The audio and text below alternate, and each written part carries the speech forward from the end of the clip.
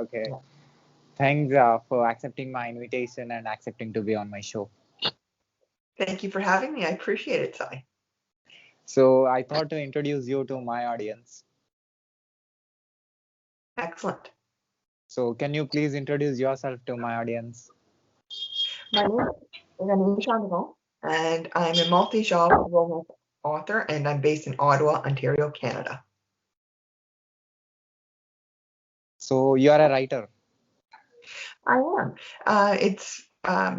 It's been many years that I've been writing. I decided to start writing romances about 10 years ago. And since then, I've written romances that are mysteries, fantasies, sci-fi, and it's very much a passion of mine. So you are a full-time writer. No, that's my goal. I do other things to pay the bills, but writing is basically my hobby. It consumes most of my free time, and I do writing related activities like editing, plotting, coming up with stories for basically every day of the week. Every time I have a moment of free time, I'm thinking in the car or I'm going on walks. It pretty much takes up all of my headspace, as it were. So I saw in your profile you write romance. That's right. Yeah. And I fell in love with romances about 10 years ago because I like happily ever afters. I love stories that have happy endings. And I love looking at the relationships between the characters. A romance book is always about the dynamics between the characters, what obstacles they overcome, what deep hurts they have, how do they learn as individuals, and how do they grow as characters. And to me, that's very interesting to learn and to see them flourish as characters. So you write fantasy too. I do, and I write sci-fi, I write fantasy, I write mysteries. But what makes me unique as a writer is that I try to have romances that are 50% romance arcs and 50% fantasy or sci-fi or crime. And that way, the reader, in my opinion, gets like a fairly balanced story. It's not just about the romance, or it's just not about the action adventure for the characters. So you are into writing from last 10 years. That's right. When I was a teenager, I started writing as a way of having something constructive to do with my time, something to engage my mind, something to create new worlds and to delve into history and things. And I used to write a lot of poems. Teenage girls write a lot of poems, but I used to write a lot of short stories in French and in English. And I decided about 10 years ago that I wanted to get back into writing. And I got serious about taking writing courses, about really learning the mechanics of how to tell a good story, about learning how to tell an interesting character. And I decided I had to study the craft to get better. I still take writing courses, I still take editing courses. I'm very active on the writing community in Twitter. And they have a really fantastic community of tens of thousands of authors that are there to support one another. And we're just there to bounce ideas, to answer grammatical questions, to float suggestions on plots, and just talk about writing in general. And I find that the more I get involved in writing, the more I love it. And it's been a process of 10 years, of 35 books over 10 years to get things to this point. So 35 books in 10 years. That's right. So I've written my first fantasy series is 29 books, and I'm editing that. I've got, well, today actually, today is the launch, April 26th, 2021, is the launch of a romantic sci-fi anthology called Starcross. And that anthology was based on some writers from the writing community on Twitter. And we decided to get together and write a series of stories based on one photo. And the photo has two astronauts standing on a mountain peak or an asteroid, and they're looking down on a planet. And the idea of the story was everybody who contributed to Starcross had to have a story based on that picture. and it had to have an element of romance. So it could either just be a little kiss, or it could be something much more involved in terms of the plot, something much more like word consuming. And we got together as 8 authors and we launched this book, and it's published under Fedawar Press. So that's one anthology. And if depending when you edit this, on April 26th, 2021, 8 p.m., 2000 hours Eastern Standard Time, we're actually having a launch party. And if you go on Twitter under my handle, you'll be able to find some information on the link to follow. It'll be available on YouTube. But I've also published some other anthologies. These are all romance or romantic anthologies. One of them is In the Red Room, and it's a similar premise. We got together as authors on Twitter. We looked at one picture, and it was sort of like a Victorian England picture with 18th century furniture, some very thick framed pictures, oil paintings, the old kind of style, thick framed 4-inch frames, and what crime happened in this room. And it didn't matter which crime. And it didn't matter when the crime happened. Maybe it was historical, maybe it's a sci-fi, maybe it's contemporary. But one crime happened in that room, and then there's a romantic arc. It's just kind of interesting to see the different stories come together, and the creativity and the different authors' perspective on what could happen in this red room. So those are just two of some of the books. So what motivates you and what drives you to write romantic stories?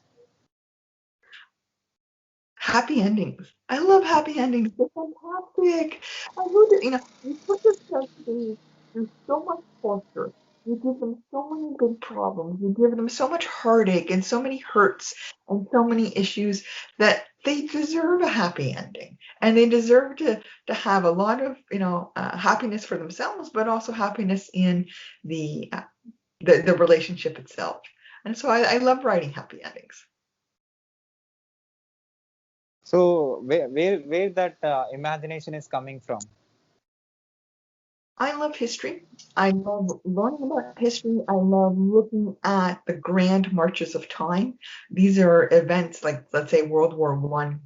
And if you look at the history, it took 100 years, maybe more, for the pieces to fit to lead up to World War I. I like looking at the grand arcs. That's why I write a lot of long series. Like my first series is 29 books.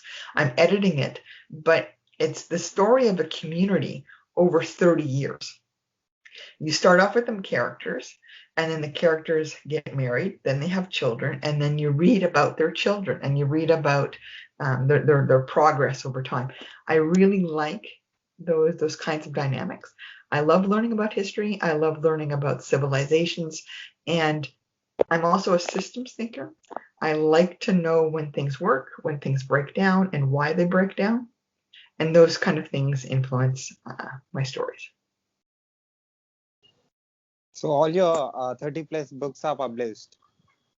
Right now, I've got 4 anthologies published. I've got a collection of short stories that is also out. And the short stories are also some novellas, which are 20, 25 word small books.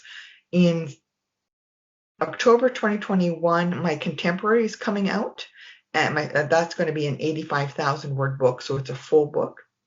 And I've got a Western historical romance that is 60,000 words, so that's a full book. That one is also coming out in the fall of 2021. I also have a collection of novellas, which is 20,000, 25,000 word stories, novellas, coming out in September 2021. That one is going to be romantic sports stories, because it's just fun to write different things and to research different sports. Now, I'm Canadian. That means I have to love hockey, and I do love hockey. And apparently, I didn't know this, but apparently there are other sports in the world. I had no idea. Right? And so there's other things in the world happening other than hockey. And so I had to research these other sports and to make sure I understood the rules so that the characters actually play properly. But yeah, so that one will also come out in fall 2021. So, what is the response that you got for the books that you published? A lot of the response has been quite positive because it's unique. Most romances will focus about 90% of the book on the actual romance and whether or not the characters get together, whether or not how actually the characters get their happily ever after. But I'm taking a different approach, and I'm finding that men are actually more willing to read my books because it's not exclusively romance. There's actually a very robust crime arc or a robust fantasy arc, and that draws in a different kind of readership. And it's just interesting to see who's interested in my books and why. And the balance between romance and non-romance also makes it stand out compared to a lot of the other books. So, how you balance that? I am an extensive plotter, which means I do a lot of deep thinking about what I'm going to write, what the characters are going to say, the problems they face. My outlines for books, so my books run from 80 to 90,000 words. My outlines are actually 80 pages point form. It's quite detailed. I have a very clear chapter breakdown, and I play around with the tropes. I make sure that my story arcs are unique, and a trope is basically the arc or the major points of a story that needs to be developed in order for that story to be unique. And in romance, a lot of the common stories are friends to lovers or enemies to lovers, where you take two people who hate each other at the beginning of the book, and at the end of it, they're heads over heels in love. Okay. And you play around with that. And I pay attention to the details. I make sure that each story for that particular pair of couples is unique compared to what else I've written. And I sometimes I actually go down and I highlight in marker in Microsoft Word how much of the story is actually romance, and then I highlight that in yellow, and then how much of the story is the non-romance, the mystery or the adventure or the sci-fi, whatever else they're doing. And I actually look at it at the page, and I actually look at the proportion of colors and say, is this more or less balanced? And if I find that I'm writing too heavily on one romance or crime, I try to work that out, and I try to make it a little bit more balanced. It sounds a bit mechanical, but I think it works. What do you think that you have that is unique and that other books that don't have? That's an excellent question. Well, one thing that I find is unique about me or my writing is that it's 50% romance, 50% non-romance. I do also have a lot of witty or funny dialogue. That's not unique to me, but it's part of my brand, just to make sure that the reader laughs out loud. And I guarantee the reader there will be at least one joke that when they are reading the book, they will, even if they're by themselves or they're in the middle of a bus and they're just reading, they will burst outside. They just laugh. Right? They might all be themselves, but it's like, wow, did not see that joke coming. So that's them. That's my promise to the reader. And I think what makes me unique also is that I do really try to connect the different books in a series. I do try to make sure that the characters from previous books keep making appearances in the current book, and they actually influence the plot. And one of the things also that I think makes it unique is because my worlds are so elaborate, that the characters actually have arcs throughout multiple books, even if they aren't the main character. And that means that over the course of the series, you get to see them develop in interesting ways. Who are your targeted audience, and who connects with which age group will connect with your imagination? Well, my target audience is basically anybody who loves a robust romance. And by a robust romance, I mean somebody who appreciates a story where the romantic characters have more to do than just be involved in a relationship. I don't know anybody who isn't busy. We all have jobs, we all have hobbies, we have families, we have friends, and most of our lives can't be consumed exclusively by one relationship. Most of us, we have, we do podcasts, and we write books, and we travel, we do other things. And people who enjoy reading, I guess, for lack of a better word, a more profound romance where the characters are fleshed out. They have independent goals. They have independent lives. They have aspirations for themselves. And people who like a story that's also anchored, even if it's a fantasy or sci-fi realm, that is quite anchored in something believable and concrete, where the problems that character faces are relatable, where the problems of having a difficult boss or having a sister who's just, she needs help, and you need to go over to her house very often to help her out with chores, or to make sure she takes her medication, or to make sure she goes to the doctor's appointment. Life things, and relatable life things. So I think that's the kind of reader that connects with my stories. And I connect very well also with other authors who just enjoy reading and who enjoy different kinds of experiences. Can I call you as an expert of romance? Certainly. I mean, I'm always learning. I'm always trying to hone my craft. I do have a blog called B Plot, and the B plot is basically the secondary plot of any book or any movie or any play. And it depends. Sometimes the B plot is going to be the sci-fi or the romance, or sometimes it's going to be the fantasy. Whatever it turns out to be, it's the secondary plot. So I do have that. I do write a lot about romances and the genre, and how do you improve the dialogue in a romance on that blog. And people are welcome to check it out. It's free. It's on my website.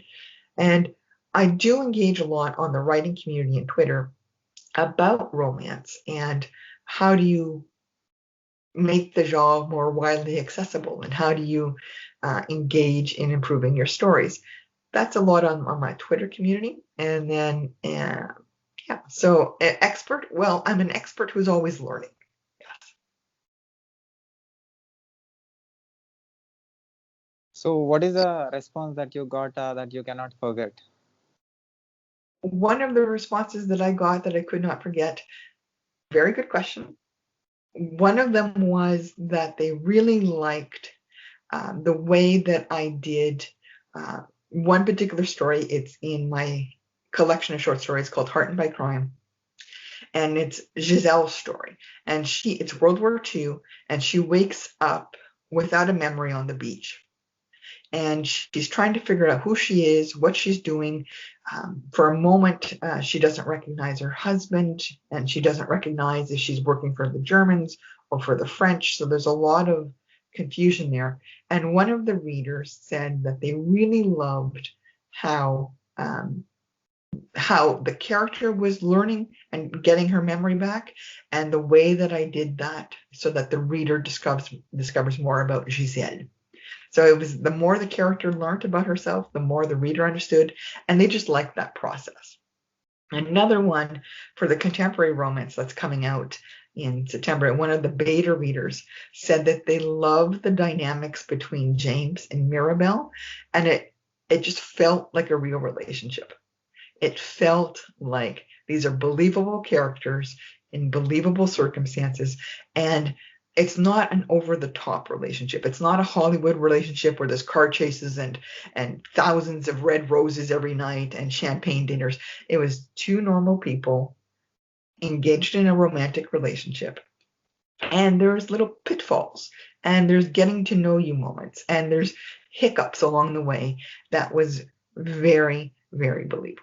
And so when I hear things like that, I'm like, oh, okay, I can do this. So which country people connect with your imagination? With my imagination, all sorts of kind of people.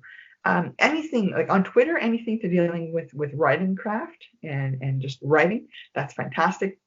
In terms of my imagination, a lot of what I do is not quite based on history because I don't write historical fiction, but it's pulled from history. You can understand the circumstances, or you at least get a strong sense of setting. Anybody who likes that kind of book or that kind of imagination draws a lot. And for the contemporary romances, it's always going to be based on actual cities, actual parks, and more or less the right directions to take to get to those places. There is a sense of realism there, and the people who like to see plausible stories based on reality or doable reality, I think those are the people who connect with my stories and my imagination. So what do you think that is working for you and which is making the readers to draw their attention? Well, for the attention for when you're selling a book, there's thousands and millions of authors out there trying to sell a book. So the people who resonate very well with my stories are the ones who are looking for a fresher take on romance, not necessarily a whole new setting, not necessarily a whole new kind of prose, but something more down to earth and something more grounded. I don't think that's the right word I'm using. For a writer, I'm actually not very good with my words right now, so I apologize for that. But it's just people who are willing to take a risk and say, okay, let's see how we can bend genres. Let's see how we can change the stories to make them a little bit fuller. And I think people who are willing to take a bit of risk in what they're reading and to see if they're stacking genres will be interested in my work. So you are into writing from last 10 years. So how you have improved your skills, writing skills, and what are you now and what you are before 10 years? Excellent question. Excellent. Well, 10 years ago, I was writing just because I loved writing, and I was doing a lot of telling. And telling is basically making sure that all of your prose is static. It doesn't engage the reader. It's very flat writing, and it doesn't engage a lot of emotions. Over the last 10 years, I've improved a lot with showing. I've added a lot more emotion to my characters. I've made the characters much more fuller. Shirley Jump is a writing coach. She's a New York Times bestseller. She's based in the United States, and she has a technique to basically add a lot of traumas, a lot of hurts, and a lot of conflict and motivations to characters. I've really engaged with that process to make sure that my characters are more real. Over the last 10 years, I've really, really improved dialogue. I've made it more realistic sounding. I've also added a lot of humor. And everything is a skill, right? It's something that it's a craft. You learn, you engage, you get better. And I've really gotten to the point where I can tell a lot of good jokes. And I do have quite a few pages of just back and forth, back and forth, back and forth dialogue between the characters. That's very snappy. It's very funny. It's very catching. I've gotten a lot better at writing subtext. And subtext is always going to be the difference between what the character says and what the character thinks. And that subtext is what adds conflict. It's what creates misunderstandings. It's what creates the sort of driver of the plot. And I've also gotten much better at plotting. Before, when I started writing again 10 years ago, I didn't have a story to hold the entire things that were happening. I had a bunch of things that happened to the character, but I didn't actually have a story for the character to unfold.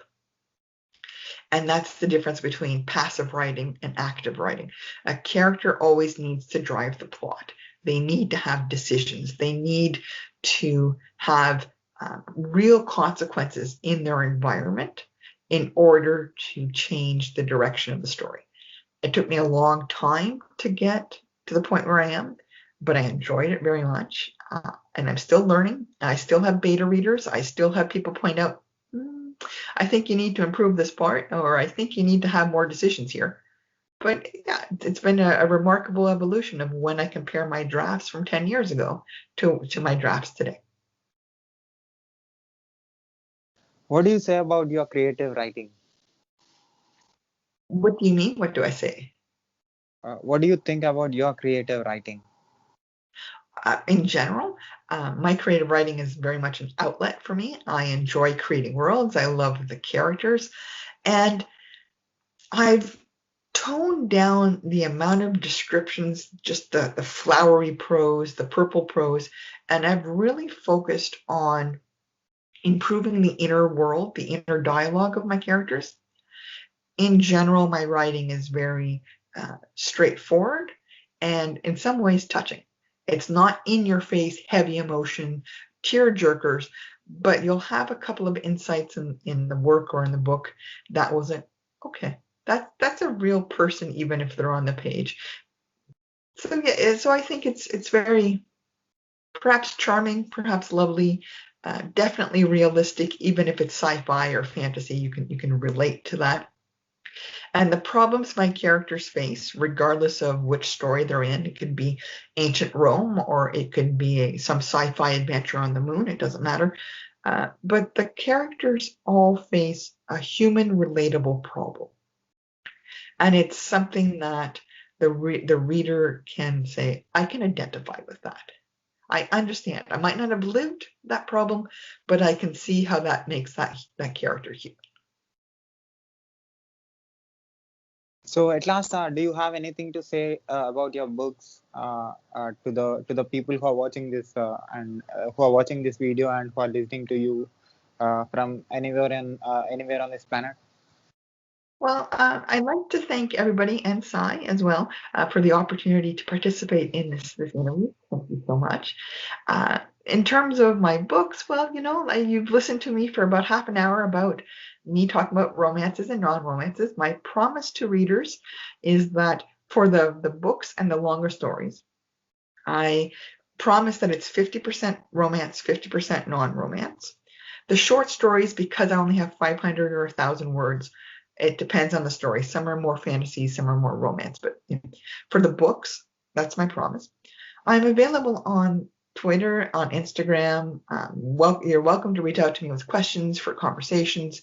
I do have Bplot, which is free. It is a blog for people to reach out and to read. I'm also a member of Amuse-Bouche Review. It is a YouTube channel and a free monthly newsletter of writing advice, short stories. You're welcome to sign up to that newsletter. It's free. And I also have a free monthly newsletter with writing advice, writing excerpts, and guest posts for people who are just interested in learning about craft or learning about other books and other authors. Yeah, so that's basically me in a nutshell. Thank you. I'm so grateful for this wonderful opportunity. So at last, have you seen any videos of mine on YouTube? I have seen a couple of them on Instagram. I did listen to one of your wonderful interviews. I can't remember the name, but it was an American politician, and I think he was from Arizona. Correct. Yeah, so that's yeah. So I was able to catch a part of that wonderful interview with him. So I want your books, your creative writing, and your imagination and your romantic expressions to reach all over the world and create impact and make people feel something new. So yeah, so I'm sure after this video, a lot of people starts thinking about what you did in the book. I'm very grateful for that. Thank you. And anything to get anybody reading more romances is fantastic. And even if my books aren't to people's liking, reach out to me. Tell me what kind of book you like to read, and I'll try to connect you with some other authors that might be more in keeping with what you like to read. And that's to everybody in your audience. Awesome. Keep going, keep doing what you love and write like you wanted. Thank you so much. And great work on the YouTube channel and reaching out to people throughout the world to share their experiences.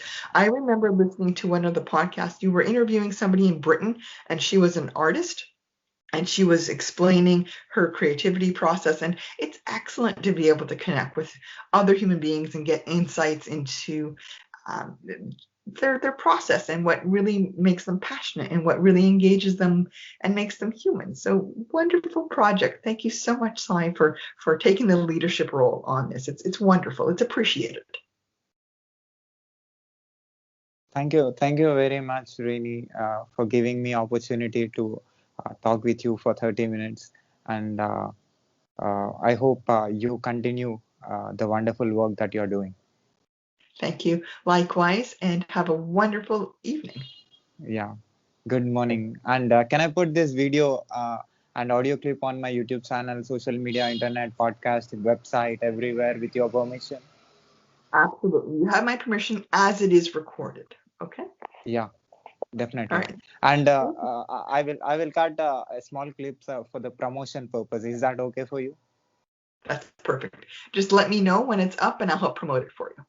Yeah. Thank you very much again. All right. Thank you. Bye. Bye.